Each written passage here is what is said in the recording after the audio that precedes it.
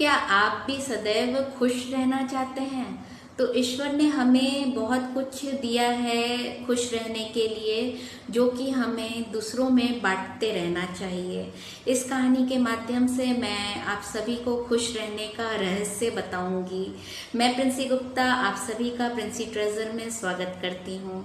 एक बार की बात है, एक गांव में एक साधु संत महात्मा आते हैं। उनसे मिलने के लिए लोग दूर दूर से आते हैं और उनकी कुटिया में जाते हैं। बहुत प्रसन्नचित्त होकर बाहर निकलते हैं। उस नगर का राजा आया, वो कुटिया के अंदर गया, साधु महात्मा से मिला और जब कुटिया के अंदर गया तो बड़ा दुखी था राजा। जब बाहर आया तो हंसता हुआ चेहरा लेकर आया। उसी प्रकार से वहां पे जो नगर के वासी थे वो लोग अंदर दुखी मन से जाते थे और प्रसन्नचित्त होकर बाहर निकलते थे। यह सब दृश्य एक भिखारी देख रहा था। गांव के सभी किसान, कब सभी जमींदार, ठेकेदार, ठाकुर, सोनार, सब के सब बारी बारी से एक लंबी कतार बनी हुई थी। लाइन में खड़े होकर साधु महात्मा से मिलने जाया करते थे। कुटिया के अंदर बड़े उदास मन से जाया करते थे, लेकिन जब बाहर एक एक करके निकलते थे सबके चेहरे पे एक बड़ी सी मुस्कान होती थी। तो वो भिखारी भी बड़ा दुखी था। ये सब वह काफी देर से देख रहा था। उसे लाइन में खड़े होने में शर्म आ रही थी क्योंकि उसके फटे चिथड़े कपड़े थे और वो बहुत ही दुखी था। सोचा सब चले जाएंगे तो अंतिम में मैं महात्मा से मिलूंगा। तो शाम हो गई, सब चले गए अपने घर। फिर वो साधु महात्मा के कुटिया के बाहर खड़ा हो जाता है दुखी मन से, हाथ जोड़ता है, कांपता है, उसकी हिम्मत नहीं हो रही थी कुटिया के अंदर जाने की। तभी महात्मा के दो सेवक आते हैं, कहते हैं चलिए आपको प्रभु ने अंदर बुलाया है, आप यहाँ क्यों खड़े हैं, आइए आइए आप भी आइए। इतना इज्जत देखकर वो उसकी हिम्मत बढ़ गई, उसके अंदर मनोबल बढ़ गया और बड़ा ही अंदर अंदर से खुश हुआ कि महात्मा ने मुझे इतना आदर दिया कि अपने सेवकों को भेज दिया मुझे बुलाने के लिए। वो अंदर चला जाता है, कहता है प्रभु प्रभु मेरी मदद कीजिए, मैं बहुत ही दुखी इंसान हूँ। तो परमात्मा कहते हैं कि क्यों भाई, तुम क्यों दुखी हो? तो कहता है मैं भिखारी हूँ इसलिए मैं दुखी हूँ, मेरे पास कुछ नहीं है और भीख मांगता हूँ तो पेट भर पाता हूँ।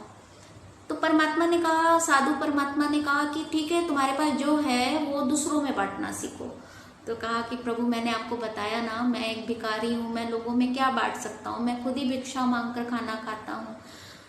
साधु ने बोला कि तब भी तुम कुछ बांट सकते हो। क्या, वो कैसे?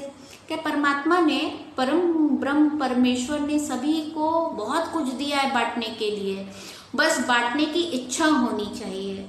और 3 मुख्य चीज है उसमें बांटने के लिए जो प्रत्येक व्यक्ति बांट सकता है। पहली, आप किसी को अपनी मुस्कान बांट सकते हो। जब आपकी मुस्कान दूसरों तक पहुंचेगी तो उनके जीवन में एक आशा की किरण जागेगी। जिस प्रकार से आप उदास बाहर खड़े थे, मेरे सेवकों ने आपको मुस्कान दिया और अंदर लाया तो आपका मनोबल बढ़ा। तो वो कहता है हाँ ये तो आपने बिल्कुल सही कहा। फिर कहे कि दूसरी चीज है कि आप मीठे शब्द बोल सकते हो, उससे आप किसी को प्रोत्साहित कर सकते हो। तो वो बोला हाँ ये भी बिल्कुल सही है, आपने इतने अच्छे से मेरे से बात किया कि मेरा मन एकदम प्रफुल्लित हो गया।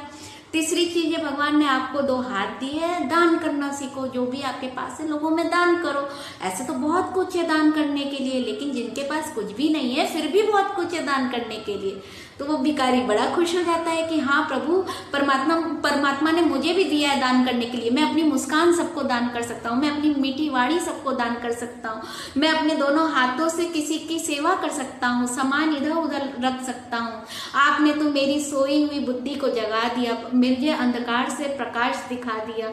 तो आप धन्य हैं प्रभु, आप धन्य हैं। और भिखारी जय हो प्रभु की, जय हो प्रभु की हंसता हुआ कुटिया से बाहर निकला।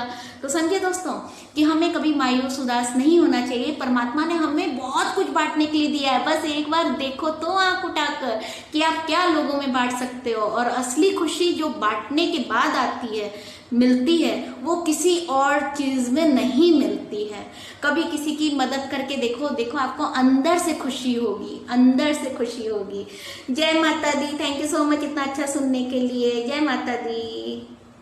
प्रत्येक व्यक्ति को पेड़ लगाना चाहिए, पशु पक्षियों से प्यार करना चाहिए, उन्हें चारा और पानी देना चाहिए। आप भी मुस्कुराओ, मुस्कुराते रहो, खिलखिलाते रहो, गुनगुनाते रहो।